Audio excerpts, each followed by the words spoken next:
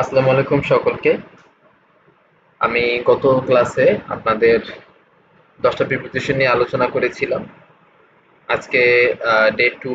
আজকে আমরা 10টা প্রিপোজিশন শিখব। আশা করি গতকালকে যে প্রিপোজিশনগুলো শিখিয়েছিলাম সেগুলো আপনারা দেখেছেন এবং আশা করি সেগুলো আসলে আপনাদের কাজে আসবে। আমরা জানি যে আমাদের যে সরকারি চাকরির পরীক্ষাগুলো আছে সেখানে প্রিপোজিশন সবসময় আসে এবং অনেক গুরুত্বপূর্ণ মার্কস ক্যারি করে থাকে। তো আমরা পরীক্ষার আগে যখন এগুলো মুখস্থ করতে যাই, একটার সাথে একটার খুবই সিমিলার সম্পর্ক থাকায় এগুলো আমাদের কাছে তালগোল পাকিয়ে যায়। তো আজকে আমরা ধাপে ধাপে যদি এগুলো শিখতে পারি, ইনশাল্লাহ আমরা প্রিপোজিশনে যতগুলো প্রিপোজিশন আসলে আমাদের মৌলিক বইগুলোতে আছে এগুলো আমরা শেষ করতে পারবো। তো আজকে ডে টুর আলোচনা শুরু করা যাক। আচ্ছা, প্রথম যে প্রিপোজিশনটা নিয়ে আজকে আলোচনা করব সেটা হচ্ছে অ্যাক্সেস টু। এই অ্যাক্সেস টু এই প্রিপোজিশনটার অর্থ হচ্ছে আপনারা দেখতে পাচ্ছেন যে প্রবেশাধিকার। হ্যাঁ, অর্থাৎ আমরা যদি কোনো জায়গায় প্রবেশ করতে চাই তাহলে হচ্ছে যে আমরা এই অ্যাক্সেস টু প্রিপোজিশনটা ব্যবহার করব। তো আমরা একটা এক্সাম্পল দেখি যে we have an access to the library. অর্থাৎ আমাদের আসলে লাইব্রেরিতে প্রবেশাধিকার থাকে। আমরা যারা বিসিএস সহ অন্যান্য চাকরি পরীক্ষা নিচ্ছি তারা প্রায় সময় আমরা লাইব্রেরিতে গিয়ে পড়াশোনা করি। সো আমরা সেই অর্থে এই অ্যাক্সেস টু প্রিপোজিশনটা ব্যবহার করব যে I have an access to the library or we have an access to the library. বা আপনারা চাইলে অন্য কোনো একটা সেন্টেন্স দিয়ে এটি ব্যবহার করতে পারেন। তবে আমার কাছে সবথেকে সহজ যেই সেন্টেন্সটা মনে হয়েছে সেটি আমি আপনাদের সামনে উপস্থাপন করার চেষ্টা করেছি। আশা করি বুঝতে পেরেছেন। আমরা সেকেন্ড প্রিপোজিশনে যাই।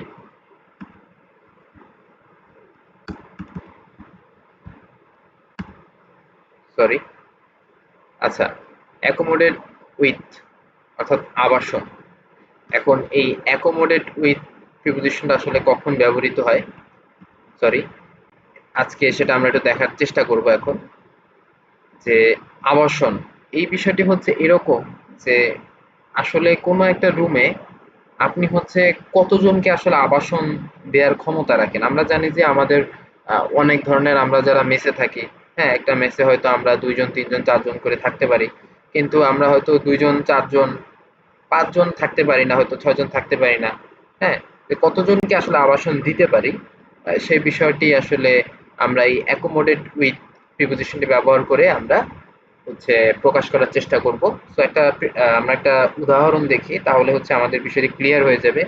The room accommodates with only 5 people. দেখেন যে এই রুমটি শুধুমাত্র 5 জনকেই আসলে আবাসনের, 5 জনের থাকার ব্যবস্থা করা বা আবাসনের ব্যবস্থা করার সক্ষমতা রাখে। আপনারা দেখছেন এখানে একটা, দুইটা, তিনটা, চারটা, 5টা বেড। ঠিক আছে, আমরা যদি বলি যে যখন আমরা এই কথা বলবো যে এই রুমে শুধুমাত্র 5 জনের থাকা থাকা যায়, 5 জন থাকারই ব্যবস্থা আছে, ইন দ্যাট কেস আমরা কি প্রিপোজিশন ব্যবহার করবো? সেই অর্থে এটি ব্যবহৃত হয় যে the room accommodates with only 5 people. ঠিক আছে, বা আমরা বলতে পারি যে আমরা হোটেলে যেতে পারি যে হোটেলের ক্ষেত্রে আমরা এভাবে বলতে পারি যে the hotel accommodates with five only 2 people. যদি 2 জন হয়, 3 জন হয়, যেটাই হোক। তো আশা করি অ্যাকোমোডেট উইথ এটা অনেক সহজ একটা প্রিপোজিশন, এটা আপনারা বুঝতে পেরেছেন। আচ্ছা, আমরা পরেরটা একটু দেখি। আচ্ছা, অ্যাকোমোডেট টু। আগেরটা আমরা পড়েছি অ্যাকোমোডেট উইথ। এবং দেখেন এখানে হচ্ছে এই এই যে ওয়ার্ডটা, একটা প্রিপোজিশন এখানে যুক্ত হয়েছে, আগেরটা উইথ প্রিপোজিশন যুক্ত হয়েছে, এখানে টু প্রিপোজিশন যুক্ত হয়েছে। অ্যাকোমোডেট একই অর্থ দাঁড় করায়, কিন্তু একটা প্রিপোজিশন পরিবর্তন হওয়ার কারণে সম্পূর্ণভাবে তার মিনিং কিন্তু চেঞ্জ হয়ে যায়। আমাদের কিন্তু সমস্যাগুলো আসলে এখানেই হয়। এই কারণে আমি আসলে এই প্রিপোজিশন গুলোর সাথে আসলে মানে সম্পর্কিত বা যেভাবে আসলে খুব সহজে উপস্থাপন করা যায় সেরকম ছবির দ্বারাই আপনাদেরকে বোঝানোর চেষ্টা করছি। তো আচ্ছা, তো এখানে দেখি যে অ্যাকোমোডেট টু, এটার বাংলা অর্থ হচ্ছে খাপ খাওয়ানো। হ্যাঁ, অর্থাৎ খাপ খাওয়ানো আসলে এটা মানে কি, বা খাপ খাইয়ে নেওয়া বা খাপ খাওয়ানোর মানে হচ্ছে যখন কোনো একটা বিষয়ের সাথে আপনি মানিয়ে নেবেন। বিষয়টা অনেকটা, যদি কেউ খাপ খাওয়ানোর অর্থ না বুঝেন, বিষয়টা হচ্ছে যে আপনি একটা রুমে আছেন, আগে যে রুমটিতে ছিলেন সেই রুমে হয়তো খুব বেশি এটা গরম পড়তো না, অনেক এয়ার কন্ডিশন ব্যবস্থা খুব ভালো ছিল। হয়তো আপনার এই রুমটাতে আসলে এয়ার কন্ডিশন সিস্টেমটা তত একটা ভালো না, হয়তো বদ্ধ একটা রুম। কিন্তু আপনাকে এখানে থাকতেই হবে। ইন দ্যাট কেস আপনাকে কি করতে হবে, অবশ্যই সেই রুমে থাকতে হবে। সেই রুমে থাকার জন্য যে মানে ক্লাইমেট যেটা আছে ওই রুমের, ওইটার সাথে আপনাকে মানিয়ে নিতে হবে। সো আমি এখানে একটা এক্সাম্পল দিয়েছি, অ্যাকোমোডেট টু মানে খাপ খাইয়ে নেয়। দেখেন এখানে একটু বোঝার বিষয় আছে যে আমরা জানি যে বাংলাদেশে কি জলবায়ু পরিবর্তনের কারণে বিভিন্ন ধরনের ক্লাইমেটিক ডিজাস্টার এখানে হয়ে থাকে। যেমন তার মধ্যে হচ্ছে জলোচ্ছ্বাস একটা, যেহেতু আমাদের সমুদ্রের পানির উচ্চতা বেড়ে যাচ্ছে। আপনারা উপকূলীয় অঞ্চলগুলোতে দেখে থাকবেন, যাতে নদীর পানি বৃদ্ধি না পায় বন্যার সময় বা জলোচ্ছ্বাসের সময়, অনেক সময় নদীর পানি যদি বৃদ্ধি না পেয়ে লোকালয়ে প্রবেশ করতে না পারে, ঠিক আছে, বৃদ্ধি পেয়ে যাতে লোকালয়ে প্রবেশ করতে না পারে, সে কারণে এই ধরনের বাঁধ নির্মাণ করে থাকে। হ্যাঁ, আচ্ছা আমরা এক্সাম্পলটা একটু দেখি। Bangladesh government have constructed many embankment to accommodate to the adverse effect of climate change. আচ্ছা, যে বাংলাদেশ সরকার অনেকগুলো বাঁধ নির্মাণ করেছে যাতে করে এই যে জলবায়ু পরিবর্তনের যে বিরূপ প্রভাব এটার সাথে খাপ খাইয়ে নেওয়া যায়। অর্থাৎ ওই এলাকার মানুষ আর কি বাঁধ নির্মাণ করে সরকার, যাতে কোনো ধরনের প্রাকৃতিক দুর্যোগ আসলেও যাতে এই নদীর পানি বৃদ্ধি পেয়ে যাতে লোকালয়ে প্রবেশ করতে না পারে, তার মানে হচ্ছে, এবং তারা যাতে আর কি এটার সাথে খাপ খাওয়াতে পারে। তার মানে এটা একটা অ্যাডাপ্টেশন মেকানিজম, এটাকে আমরা অ্যাডাপ্টেশন মেকানিজম বলি। তো সেই অর্থে অ্যাকোমোডেট টু, এখন যেহেতু পানি বাড়তেছে, এখন তো কিছু করার নাই। এখন কি করতে হবে, এখন কি ওনারা কি পানির নিচে ডুবে যাবে বলেন, সেটা কি হয়? এই জন্যই তারা একটা বাঁধ নির্মাণ করে দিয়েছে, এটা খাপ খাইয়ে নেওয়া, যাতে এই পানি ঢুকে আর কোনো সমস্যা না হয়। এই অর্থে অ্যাকোমোডেট টু, খাপ খাইয়ে নেওয়া বা মানিয়ে নেওয়া অর্থে এই প্রিপোজিশনটি ব্যবহার হয়। আশা করি বুঝতে পেরেছেন। পরবর্তী প্রিপোজিশনটা একটু দেখি আমরা। আচ্ছা, এটা অনেক সহজ একটা প্রিপোজিশন। আপনারা ব্যাংক দেখতে পাচ্ছেন, আপনাদের অনেকেরই হচ্ছে আপনাদের বাবা মা বা আপনার ব্যক্তিগত অ্যাকাউন্ট থাকতে পারে। অনেক সময় কিন্তু আপনারা অনেক চাকরির পরীক্ষায় দেখবেন যে এই প্রিপোজিশনটা কিন্তু প্রায় সময় আসলে এসেছে, যে অ্যাকাউন্ট অ্যাট অথবা উইথ, যে কোনো একটা দিয়ে আসতে পারে, দুইটা আসবে না, একটাই আসবে। অ্যাকাউন্ট অ্যাট এবং অ্যাকাউন্ট উইথ অর্থ হিসাবপত্র। অ্যাকাউন্ট অ্যাট এবং অ্যাকাউন্ট উইথ, এগুলা হচ্ছে, এটার মানে হচ্ছে প্রিপোজিশনের হিসাবপত্র। তো আমরা একটা এক্সাম্পল দেখি। I have an account at or oblique with Sonali bank, যে আমার সোনালী ব্যাংকে একটা অ্যাকাউন্ট আছে। আশা করি এটা বুঝতে পেরেছেন। আচ্ছা, এই যে একটা ছবি, হ্যাঁ, যারা কর্পোরেটে চাকরি করেন, ঠিকঠাক মতো যদি আপনি যথাসময়ে যদি আপনি আপনার মাল ডেলিভারি করা বা প্রোডাক্ট যদি সেল করতে না পারেন, এইরকম একটা এই চুল টুল ছাড়া এরকম একটা লোক আছে, এ একদম আপনার একদম, হ্যাঁ কি কাজ করো, কোনো কাজ পারো না, এই ধরনের কথাবার্তা বলবে, তাই না? মানে জবাবদিহি করতে চাইবে আপনার কাছে, যে আপনি কেন আপনার নির্ধারিত যে টার্গেট সেটা পূরণ করতে পারলেন না। ঠিক আছে? তাহলে এই অ্যাকাউন্ট টু শব্দের অর্থ হচ্ছে জবাবদিহি করা। অর্থাৎ আপনি যদি কোনো একটা কাজে কারো কাছে জবাবদিহিতা করতে হয়, সে হয়তো আপনার কাছে জিজ্ঞাসা করবে আপনার কেন এই কাজটা হয় নাই, কেন আপনি এটা করতে পারলেন না। এই অর্থে আমরা অ্যাকাউন্ট টু প্রিপোজিশনটা ব্যবহার করব, যার বাংলা অর্থ জবাবদিহিতা করা। আচ্ছা, এখন আমরা একটা এক্সাম্পল দেখি। If you do not do your job properly, you have to account to your boss. আচ্ছা, যদি আপনি আপনার যে কাজ সেটি ভালোভাবে না করেন, তাহলে হচ্ছে আপনাকে আপনার বসের কাছে জবাবদিহি করতে হবে। আশা করি বুঝতে পেরেছেন। আচ্ছা, পরেরটা, এটা নিয়ে একটু আলোচনা করি। এখানে আপনারা দেখতে পাচ্ছেন যে আমাদের বাঙালির যে সংস্কৃতি, সেখানে হচ্ছে এই যে শাড়ি পরা, এটা দুর্গাপূজার একটা ছবি দেখা যাচ্ছে। এই ধরনের বাংলা নববর্ষ আসলে আমরা সবসময় শাড়ি ঠাড়ি পরি।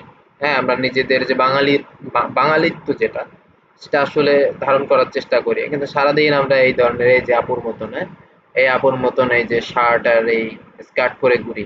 কিন্তু যখনই কোনো ডে আসে, তখনই আমরা নিজেদের বাঙালিত্ব আমাদের মনের মধ্যে জাগ্রত হয়, কিন্তু সারা বছর কিন্তু আমরা এগুলো করি না। তার মানে কি, এই মানুষটার সাথে এই মানুষগুলোর কি কোনো কালচারের মিল আছে? কোনো মিল নাই। তাহলে যখন কোনো একটা জিনিস, দুইটা জিনিসের সাথে যখন একটার সাথে আরেকটা মিল থাকবে না, সেই অর্থে আমরা অ্যাকর্ড উইথ প্রিপোজিশনটা ব্যবহার করব। একটা এক্সাম্পল দেখি। We were sari in the occasions pretending we hold the culture inside us, but in reality there is no accord with it. হ্যাঁ, আমরা বিভিন্ন ধরনের অকেশনে আসলে অকেশনগুলোতে শাড়ি পরি। মনে হয় যে আমরা একদম বাঙালিত্বকে খুব মানে একদম গভীরভাবে ভিতরে ধারণ করি, কিন্তু সারা বছর আমরা স্কার্ট আর জিন্স পরে ঘুরি। হ্যাঁ? তো এটার তো আসলে এটার সাথে আসলে এই ইট অর্থাৎ এই শাড়ির সাথে এই বিষয়টার আসলে কোনো মিল নাই। তো আপনারা যেকোনো একটা উদাহরণ মানে আর কি মানে ইউজ করতে পারেন আপনাদের নিজেদের সুবিধা অনুসারে। বাট এক্সাক্ট বিষয়টা আসলে কি, এই অ্যাকর্ড উইথ প্রিপোজিশনটা আসলে কি মিন করে আমি সেটা আসলে বোঝানোর চেষ্টা করেছি। তো নেক্সট একটু দেখি আমরা। এই যে আমার মনে হয় এই ছবিটা সবার কমন পড়ার কথা। এই ছবিটা অন্তত সবার কমন পড়ছে জীবনে। কখনো না কখনো আমাদের হয়তো এরকম দুর্বিষহ একটা দিন অথবা এরকম সিনারি আমরা দেখেছি, অ্যাকিউজ অফ অথবা অভিযুক্ত করা। হ্যাঁ, মানে আপনি আপনার গার্লফ্রেন্ড আরেকজনের সাথে মানে পরকীয়া করতেছে, বা আপনার বয়ফ্রেন্ড আরেকজনের সাথে পরকীয়া করতেছে।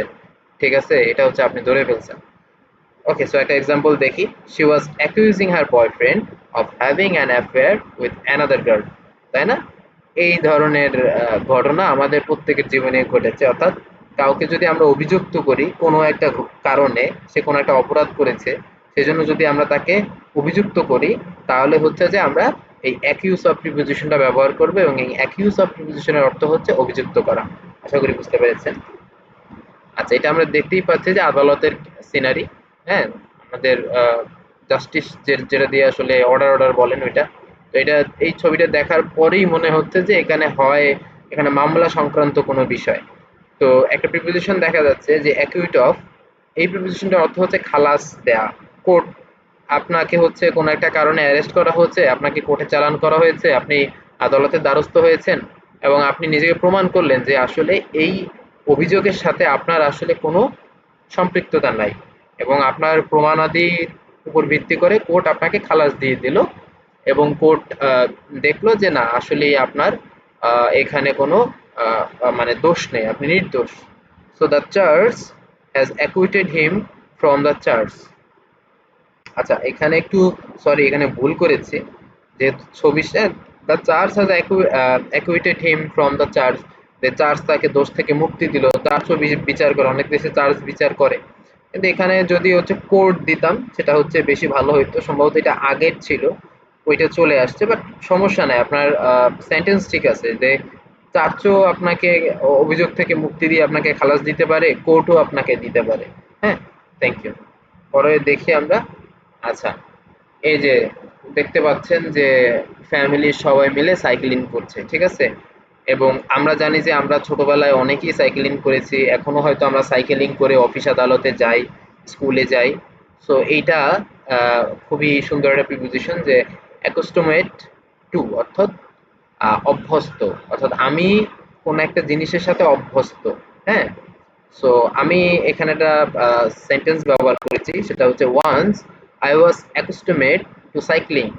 আমি একটা সময় সাইক্লিং এ আসলে অভ্যস্ত ছিলাম। আমি আমার ছোটবেলায় সাইকেল চালিয়ে স্কুলে যেতাম, কিন্তু এখন যেহেতু আমি আর এটা করি না, এই জন্য আমি লিখেছি যে once I was accustomed to cycling. Okay, আমি এটার সাথে আসলে অভ্যস্ত ছিলাম। ওকে, ঠিক আছে, আশা করি বুঝতে পেরেছেন। আচ্ছা, এরকম একটা মানুষ যদি আপনার সামনে আসে, প্রথম আপনার কি মনে হয়? এরে দেখাই যাচ্ছে না, চেহারাই দেখা যাচ্ছে না, তার মানে কি?